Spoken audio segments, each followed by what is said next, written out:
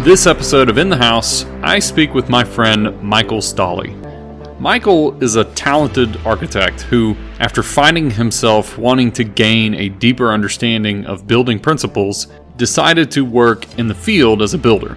Currently working for Dalgleish Construction Company in Austin, Texas, Michael and I explored this idea of build different, meaning to build in an extraordinary way, set apart from others. I hope you like this episode. Thanks for listening.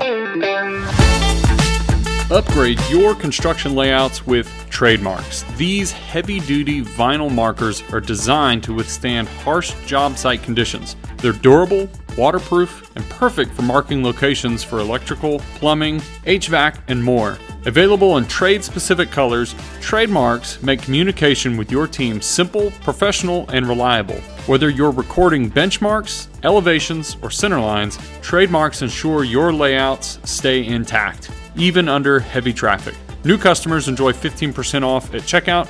Visit trademarklayout.com to get yours today. I always get really nervous when things go too fast. You know what I mean? Oh, yeah. Like, having speed is good, but... You're like, what am I forgetting? I'm just like, there's no way this should be this easy. Too good. This is too good. There's something is bound to go horribly wrong. Well, cheers, man. Thanks for coming on, though. Cheers. What are we drinking here? Macallan. I brought the good stuff just for you. I don't whip this out for everybody. Oh, come on. 12 minutes. Yeah. Okay, is that right? Macallan is really good stuff. Is this your preferred alcohol choice? Scotch? I would say so, yeah. Scotch. I think a close second, bourbon, and then tequila. Cool. A good tequila, man. Like, gosh, so good. You like tequila? Love tequila. Mezcal. Oh, okay. More so, actually. That's the clear, right? More of the clear. I think the añejo is like the amber colored, more like this. So, actually, mezcal is the umbrella. And tequila is a type of mezcal. Really? Yeah. So tequila is specific to the region of Tequila. I believe it's in Jalisco. Yeah, Jalisco, Mexico. Yeah. Okay. And tequila is a town. I didn't know that. And maybe a variant of agave. I could be making that up, but yeah, it's just specific to that region. Oh. So it's kind of like wine. Yeah, exactly. It's like wine, like Chardonnay. Dude, I did not strike you as like a alcohol nerd. Well, it's something every day. you look more like a...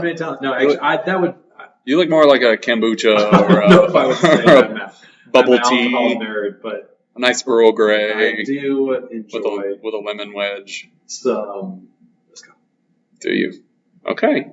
All right. I'm shocked. Maybe next time, maybe that's what I'll bring next time. Maybe. Yeah, if you actually hold up your end of the bargain.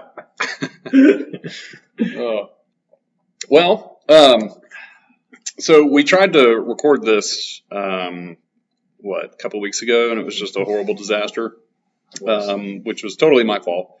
Trying to record outside is just a nightmare. But 100% your fault. I'll take it. Audience. I'll take it. That's accountability. It's all right.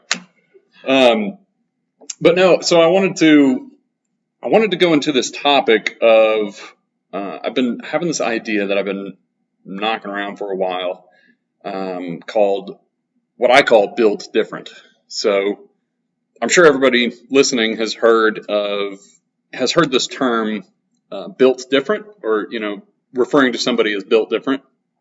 So you might hear it thrown around in an interview, maybe with a celebrity or somebody of high status, maybe like a billionaire or a successful businessman or somebody. And they might refer to themselves, or the reporter might refer to them as being built different, so it's like, what does that mean? And so this phrase is it's often used to... I'm looking this up. I think it was a Duracell ad. That phrase. Built different? Yeah. Okay. Well, it sort of got adopted into the lexicon, just describing highly successful people as somebody who stands out from the crowd, or who possesses unique qualities and abilities that set him apart, from everybody else. It's basically, it implies that the person was born with something special or some gift that can't be replicated or learned. They just kind of have this ability, so they're referred to as built different, right? Yeah. So I heard this and I was like, well, how do we apply this to the, being a builder and building different, right? Build different. And that's kind of the topic that I want to explore a little bit with you today. But before we get into that, I want to go into your background a little bit, because I think you have a unique background of being in architecture and practicing that for a few years, and then transitioning to being a builder. Yeah. So you kind of have your foot in both worlds. So, give us a brief story. Who is Michael Stolle? Michael Stolle. And just give us your background. Yeah, you kind of summed it up there. Started off in architecture, went to school at the UT here in Austin. Boo. And it was the best. But yeah, came out of that and got into primarily residential architecture, designing houses. Both worked for a firm here in Austin and then a firm down in San Antonio. And so, why residential over? That was where my kind of the relationships that I had formed and the opportunities that I had were kind of in college, but it was an area that I really naturally gravitated towards, kind of without realizing it, just within the projects and opportunities I got within those firms. One, just the level of detail, and I think there was a level of kind of personableness to each project that I really appreciated, and I think the word uniqueness is maybe overused in this context, but the kind of specificity of, hey, this is for a specific family, and the value that had just really attracted me. Yeah, that makes sense, and I think that's why I think I got into residential. Because originally I wanted to go into architecture. I just really did not like the idea of, being in an office all day and, scribbling on paper and coloring. That's basically all you guys do is watercolors. I see you doodling. Yeah, sometimes. So the build side of things, I think, stood out to me more, but residential mainly over commercial, just because of what you described. It was more personal, and very much more detail oriented. Yeah. Than like a large commercial job would be. Yeah, 100%. So, and taking that from going in school, where a lot of school projects are usually oftentimes theoretical in nature, but really lean into large programs, or something that's very. This is obviously a generalization, but in architecture school, they can be focused on kind of large formal, gestures. And so, yeah, being able to zoom in on something small, that really was attractive to me. Yeah, agreed. So, where'd you go from there? So, I worked in the architecture field for 5 years, and but the last stop I had was at a firm in Northwest Montana called 100-fold.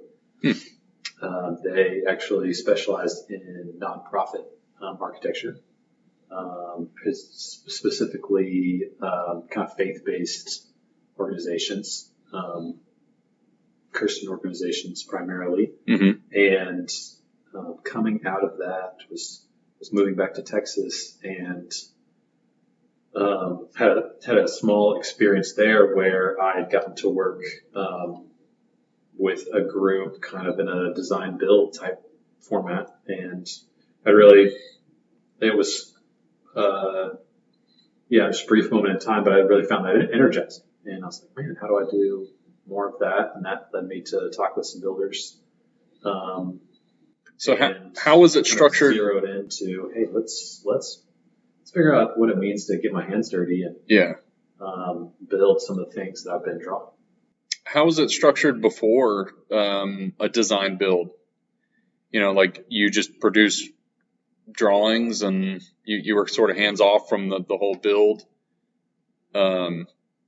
process, or they actually have a summer program called Summer Studio where they bring university students up for a 8 or 10 week period, and they will design something and then build it themselves. Oh, that's cool. And so I played a small role in that, but helped with that just for a couple of days. One summer, I was mostly in the office producing drawings for other projects. Mm-hmm. But I saw that and I thought, man, as I'm moving forward, I kept in the drawing process, kept kind of being frustrated with, there's so many pieces of what I was drawing that I didn't know. Mm-hmm. And, I felt frustrated in the kind of desire to be more specific with how I was, designing, mm-hmm. but unable to do so because just the way things went together, I had so little experience with. Right. So, you liked the field knowledge or the building knowledge. I was like, oh gosh, I need to get in the field and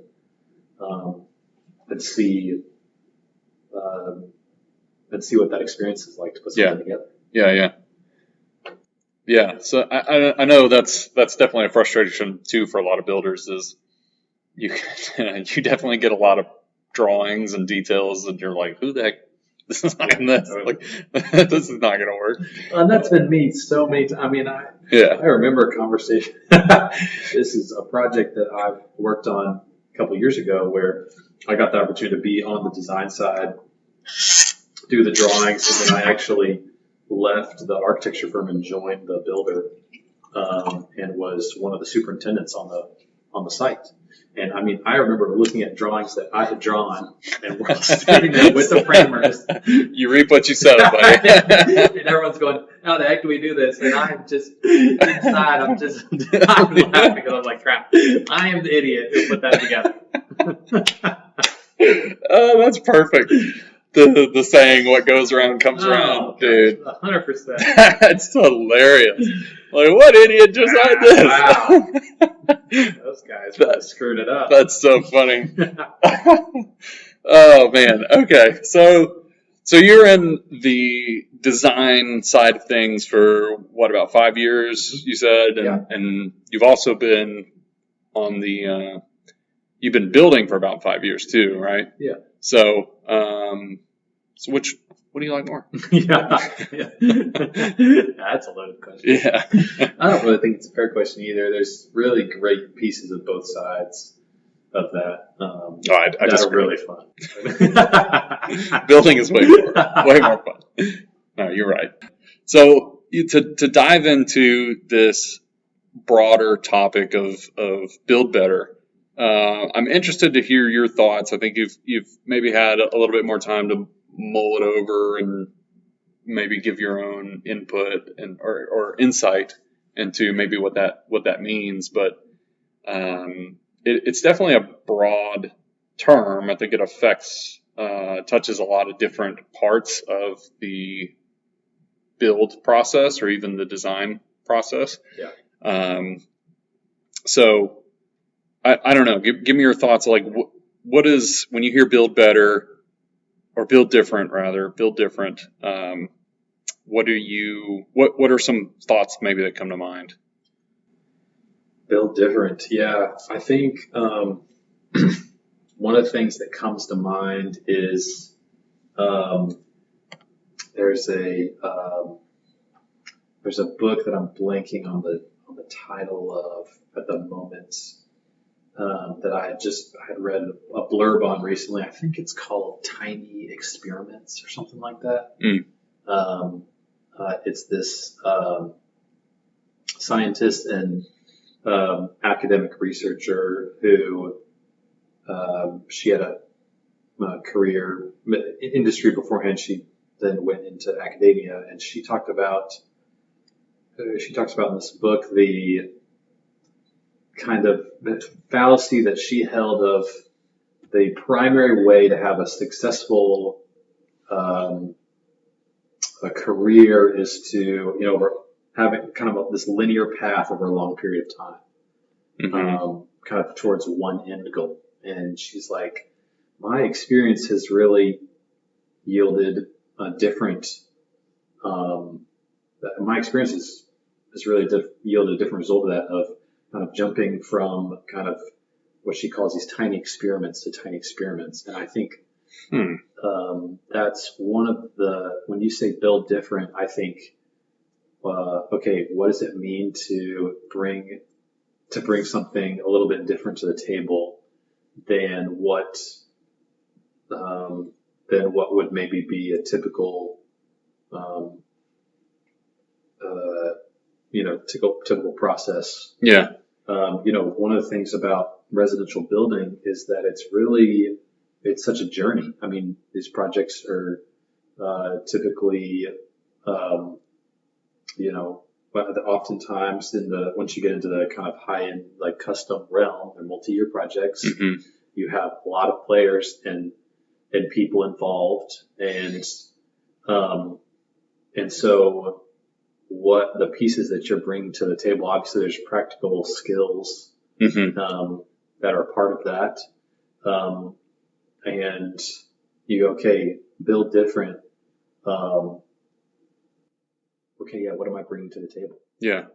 I think it starts, and this might be easier said than done, but it starts with the team. I think it starts with the people.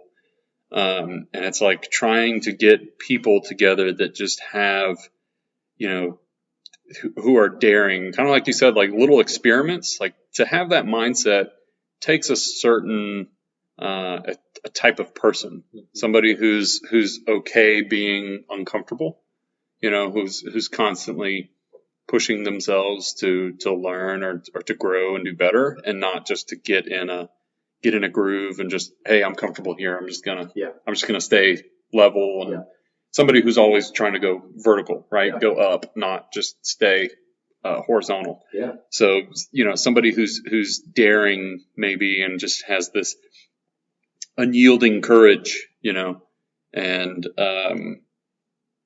somebody who's determined, kind of that mindset. Yeah.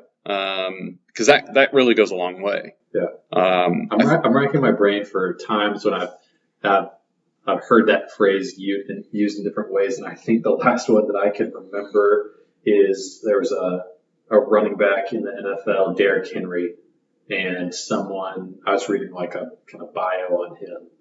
And that's one of the things it talked about in high school. Family members, other teammates were like, man, that guy's just built different. Yeah. And I'm thinking, okay, what? Yeah. Going back to that. And one of the things that really stuck out about his story was dedication. Yeah. And, exactly. I think that's another piece. You talk about daring. I think, dedication is another piece that's really important in that of, blocking out the noise and I'm focused. Yeah. And I have a dedication to my craft, and I'm really honing that. Yeah. I think that's a huge part of that. And I'm glad you brought that up, because dedication, yes. But if you work for a company, it could also just be, dedication to the company's values, or dedication to that company's goals, So I think, and like I said, I know it's easier said than done. It can be a challenge to find the right people, when you're trying to put a team together. But it's like, man, if you could really find those people and do whatever you need to do to retain them, that just have that, just grit and unyielding determination to just power through. Like, they may not necessarily have all the skills that's needed, but skills can be learned. What can't be taught is the attitude, right? That mindset. It's like you either have it or you don't. I don't know. Do you agree with that? Do you think somebody can learn to have a certain mindset? Do you think they can learn those qualities, or it's like, hey, you either just...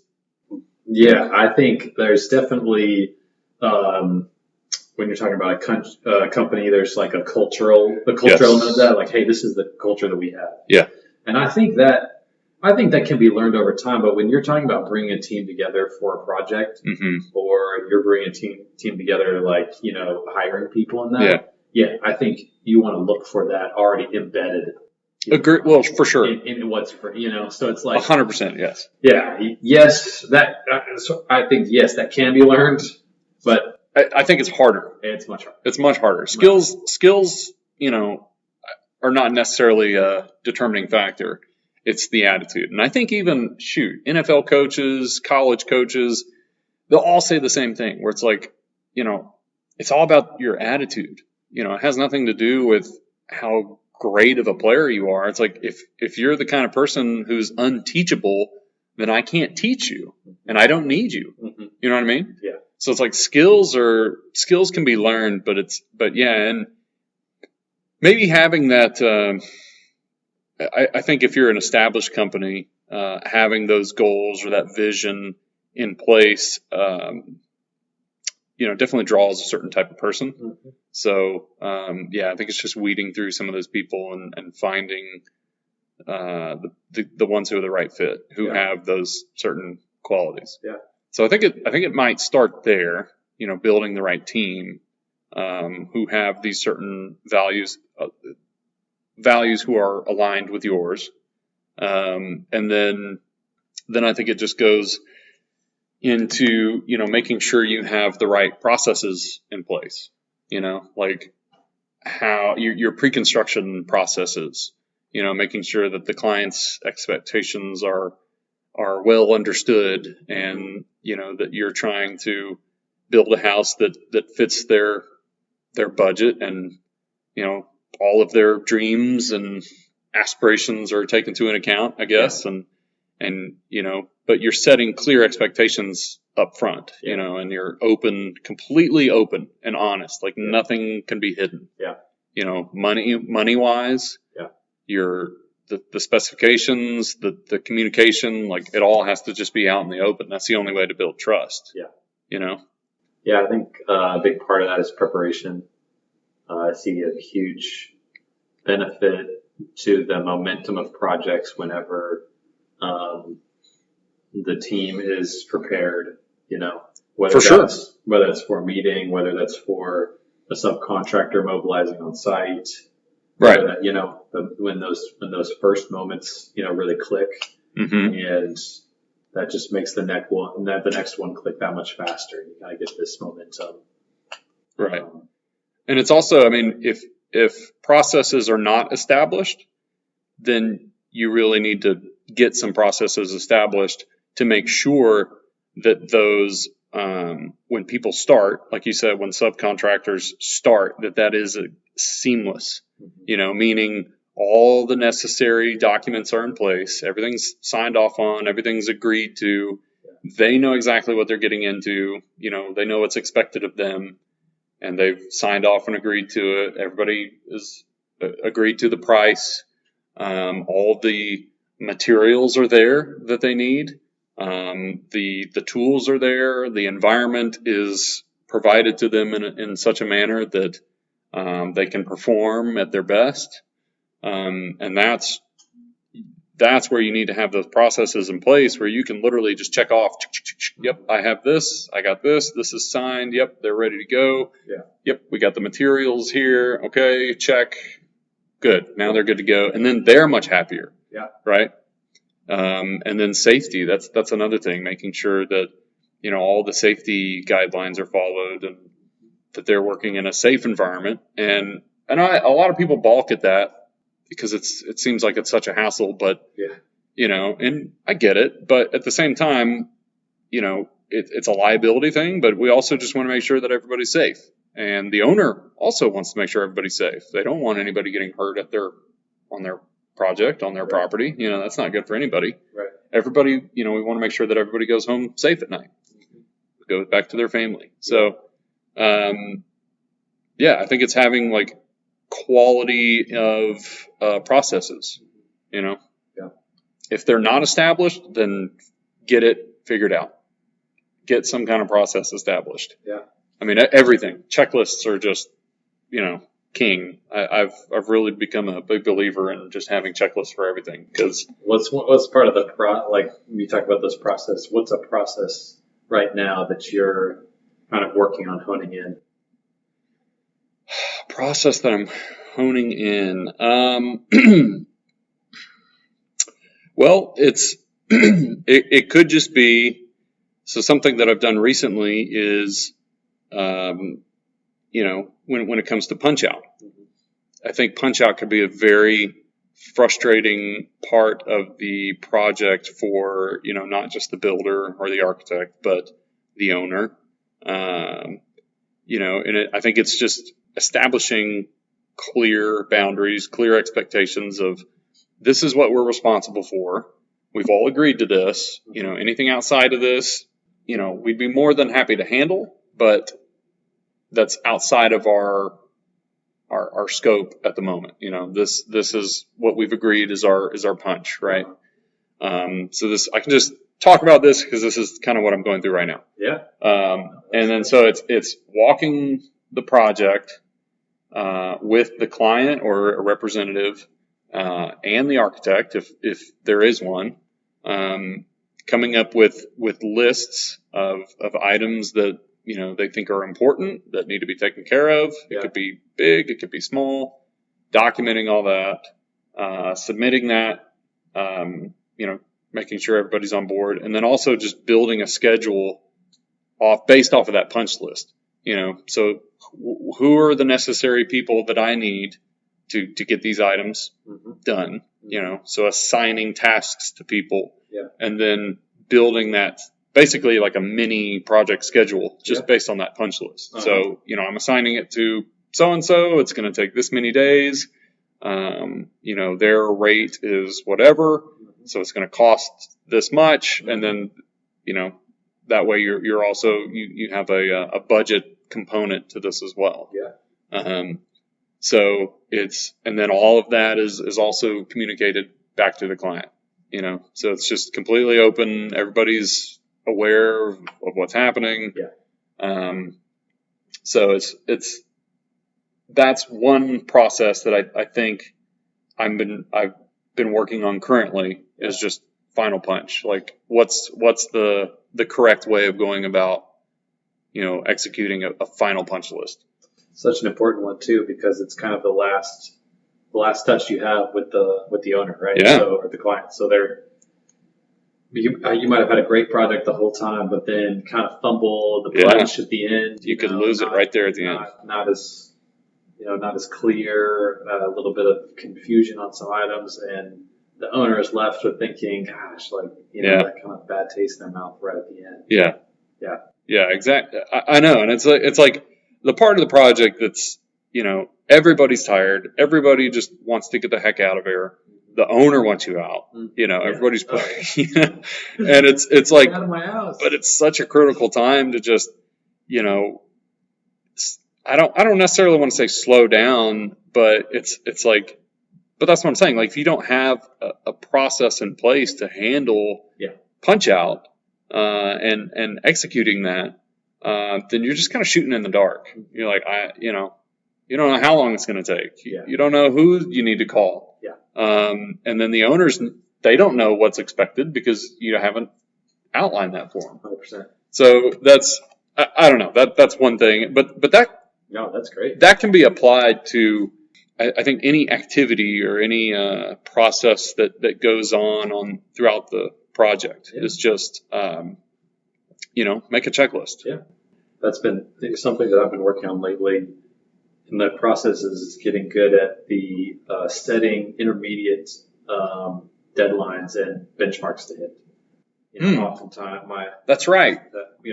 Can you go into more depth on that though? Yeah, like I think I've been on projects and currently work on a project where we're getting into finishes, we're getting towards the end of the project, and the whole team's really starting to key in on what's the end delivery date. Yeah. When are we going to get this over? When are you going to be done? When are you going to be done? When are you going to be done? When are you going to be done? And that's what I've kind of learned is that's really not a helpful question to be answering, because what's better is to be talking about the next benchmark, because that's really what we can control at this time. So, kind of honing in on, okay, like I'm about to start kind of a sequence where at the end of that we're going to finish cabinets. So, okay, I'm trying to get everything done pre-cabinets. So what walls need to be taken floated, what any tile prep that needs to happen pre that. Double checking my dimensions, making sure alignments are good for things like sconces and things that are going to be near the cabinets. Right. And next week we'll release that. We'll release our first set of cabinets. Mm-hmm. And so there's kind of a series of things that are starting to tumble, downhill. So I can really dial in on the next 6 weeks, next 2 months, and get and I've set a benchmark. I'm going to relay that to the owners and design team. And how that's been helpful for my team is that it's created wins in the middle of the project, where as opposed to us trying to get to in terms of schedule, and as opposed to us having one win or one goal at the end of the project, it's in date. Yeah. Now you're creating intermediate points where you can, and again, to your point about being transparent and honest, I've had times where I've missed those benchmarks. Mm-hmm. I've also had times where I've hit those benchmarks, and it creates this kind of momentum and sense on the project of, oh, hey, like, boom, we got stucco done. That's really good. Let's celebrate that. I like that. Hey, we've got, and it creates this sense of, instead of saying, we're not there yet, we're not there yet, we're not there yet, it's like, no, we completed this piece, check, boom, that's done. Or, hey, we haven't completed this piece. Yeah. I mentioned stucco. I'm behind on my stucco schedule right now. And that's one of those things I'm relaying to the client. Hey, I'm 2 weeks behind on my stucco, blah, blah, blah, getting into the weeds. Yeah. Okay. And you know what? They're great with that. They're okay if there's a loss there, right? Yeah. Like, because they live in the real world, they know there's wins and losses. Right. So kind of creating that structure where we can, and that really helps. That's really, really smart. That's really good. That's like, it's almost like breaking up into benchmarks. Because it can be daunting, when you look at the whole scope of the project and what all it takes to get to that one finish line. Right. You're like, wow, like that's a huge mountain to climb, mm-hmm. Right. But if you set little benchmarks along the way, it's like, hey, great. Yeah. Made it to, made it to the first benchmark. Mm-hmm. Hey, we made it to the second one. 100%. So you're taking this daunting journey and you're breaking up into little chunks and you're just, you're getting through it just one little chunk at a time, like that saying, how do you eat an elephant? Yeah. One bite at a time. Yeah. That's kind of the same with the schedule. Same way with the budget. Mm-hmm. But that's really smart, like setting benchmarks. How do you do that? Is it just task based, or is it like what things do you use as benchmarks? Is it certain scopes of work, or is it? Yeah, it's certain scopes of work. It's this is something that I'm learning how to do right now, so I'm really honing this, and so I definitely haven't mastered it. This is something that's new for me. I think some of the things that I'm finding are, it's good to it's good to identify critical path elements. And, so, oftentimes in houses, there's a couple of key things that happen, that are either bottlenecks or are, just a lot of downstream work relies on. Yeah. So, one of those is the inspections at the rough end stage. For example. Yep. You've got, 10, 15 different trades all having to complete certain scope of work.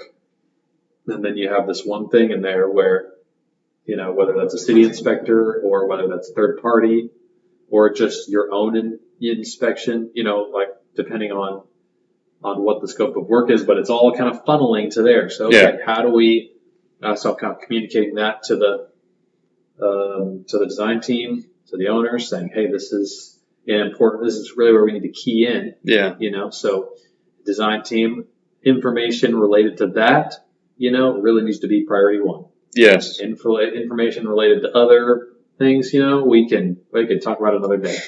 Yeah. That's really smart. You can stew a little bit more. Yeah, right. Yeah, that's really good. I don't know. I think,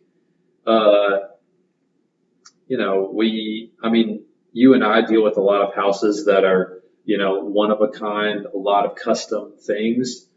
But there's a whole other end of the spectrum of houses that are very standardized and processes are much more streamlined in terms of that. So that might be easier in terms of identifying what those pieces are.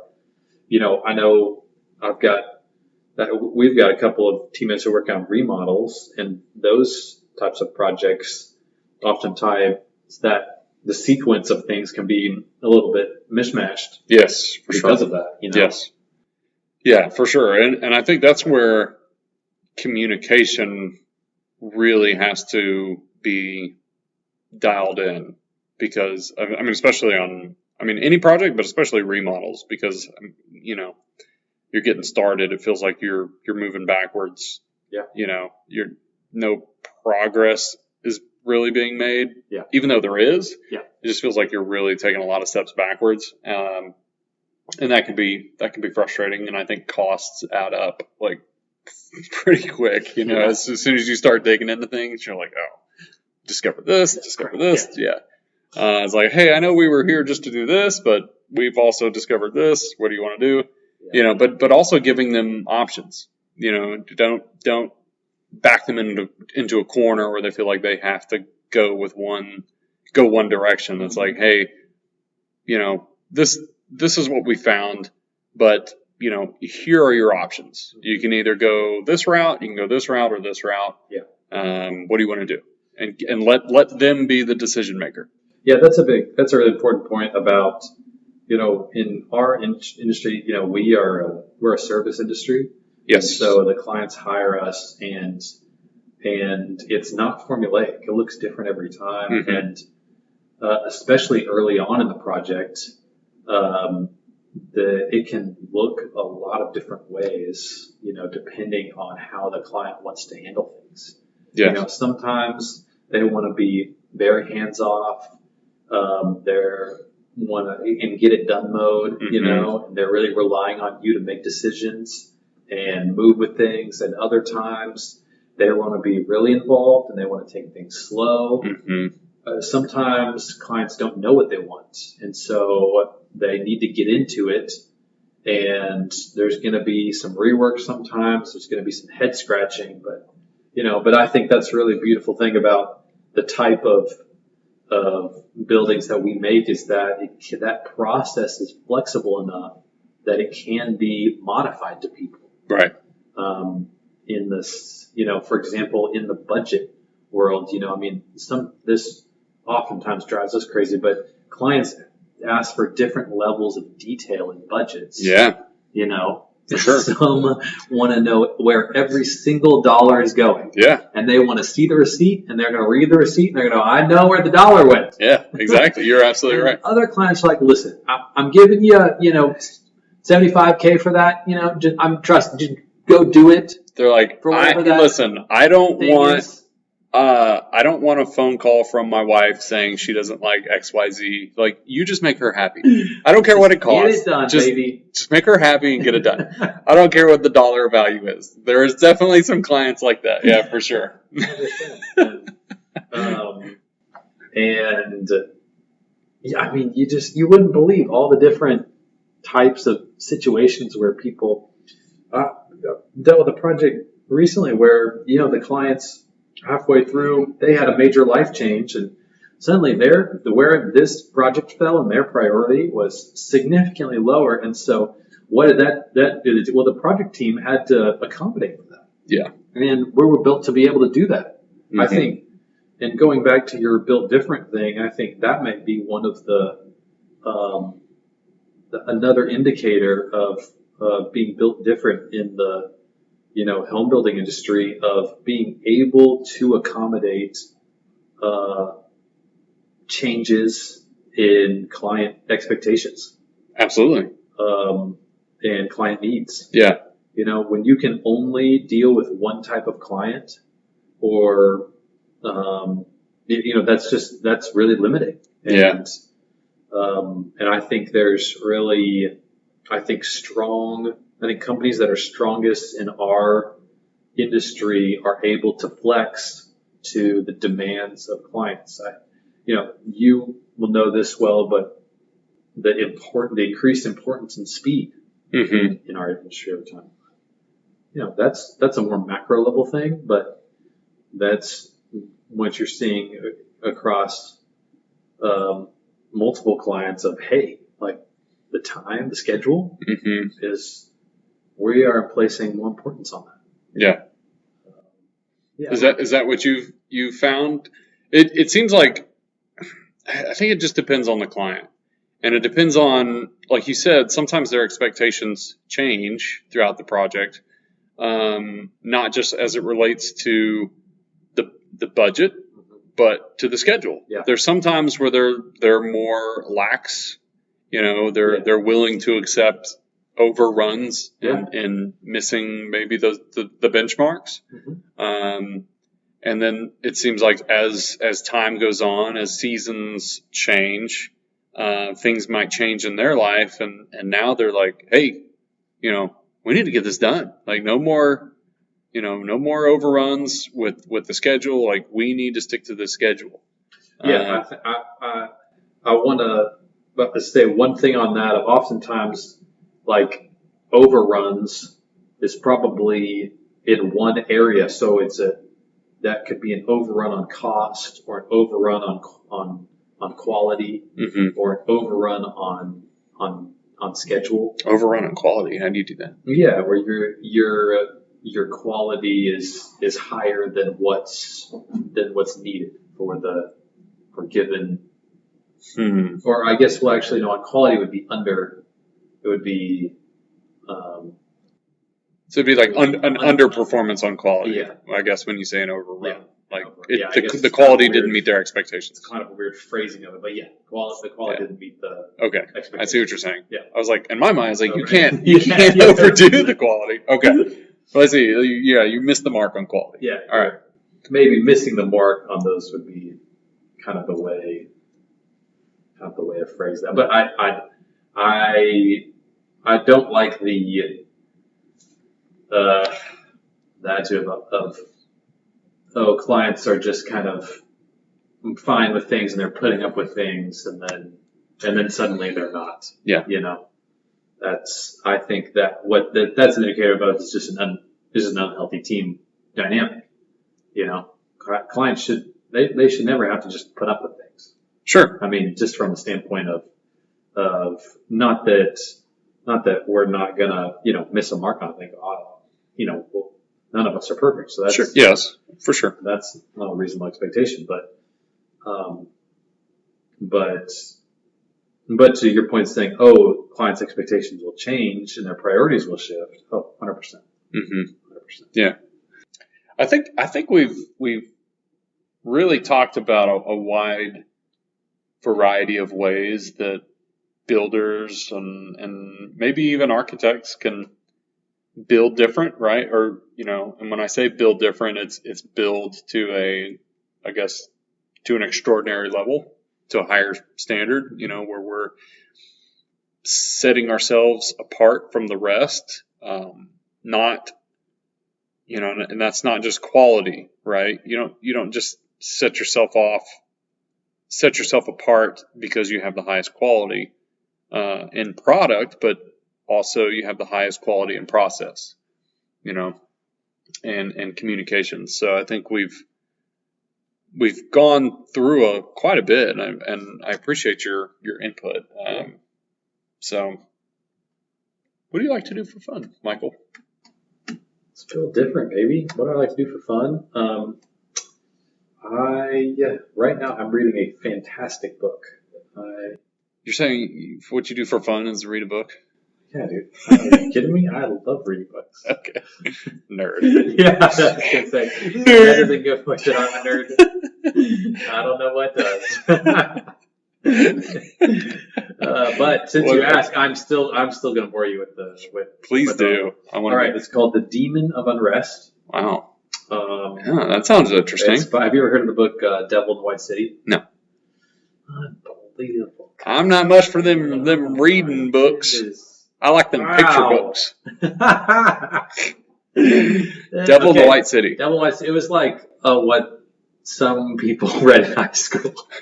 Apparently not me. Wow. Okay. I kind of assumed everyone read it in high school, but I've never heard of it in my life, Michael. Well, there you go. Not everyone read it in high school. Okay, so what is it? It's by this guy. It's a work in nonfiction, and it's about the 6 months between.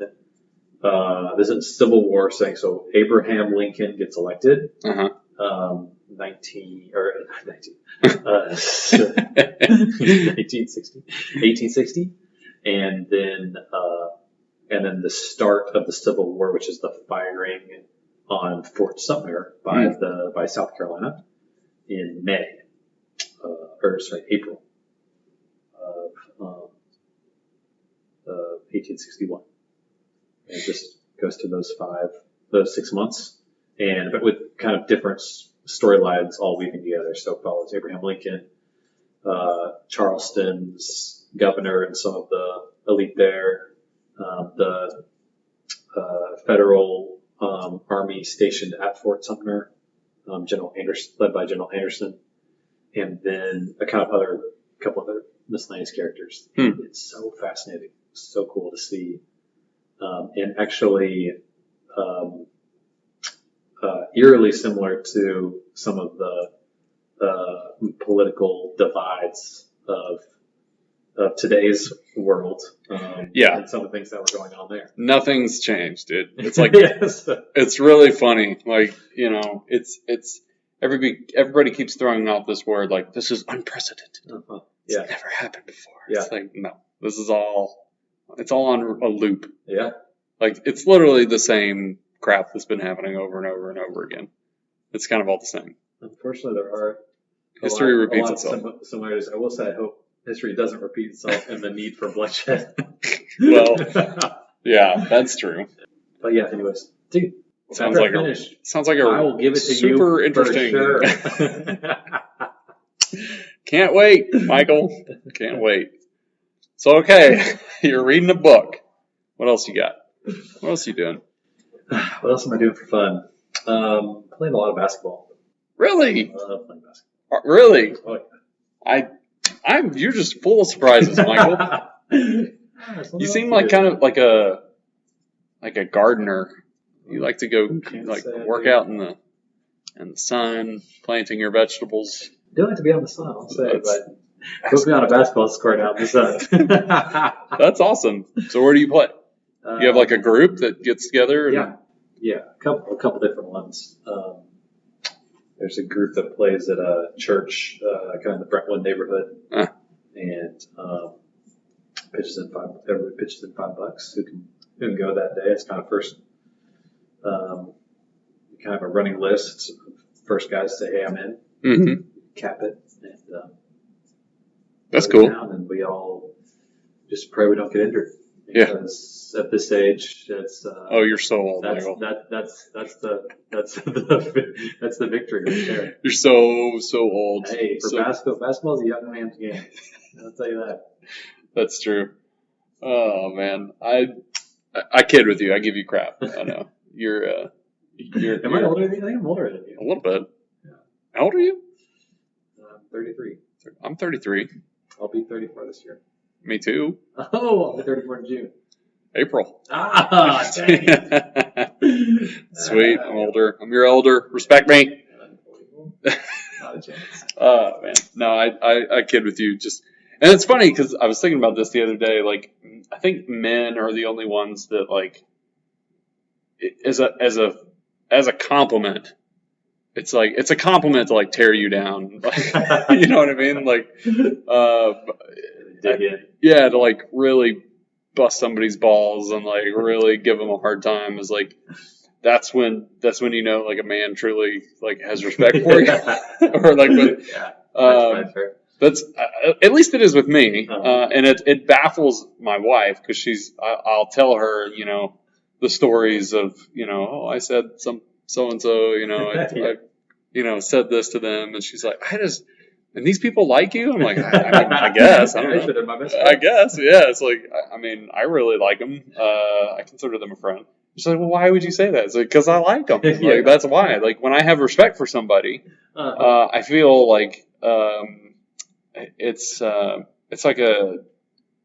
endearing, you know, to like mess with them and tear them down a little bit. It's needed. I think so too. It's definitely needed. 100%. We need more of it. We need more Especially bullying. You.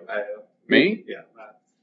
I mean, I'm impenetrable. We worked on the same side. I really need to make sure I put you in your place. That's true. Yeah, that's true. It's needed from time to time. It's humbling. It builds character. Yeah, you just every now and then you got to be humbled and brought down to, you know, down a level. Maybe that's it for guys. Everybody has this everybody has this inflated, you know, view of their own self. Oh no, not me, dude. My ego is perfect. You're right. You're a good guy, Michael. I mean that though. Thanks. I have a lot of respect for you. You're a great builder. Thanks. I don't know how much of an architect you are. You know, that's yet to be seen, but I appreciate your time coming on and talking with me. I think this was a great episode. I mean, it's definitely like, you know, I think we go into a lot of different important topics that can relate to a lot of people. So I appreciate your input and your time. Happy to be on the show. Thanks, bud.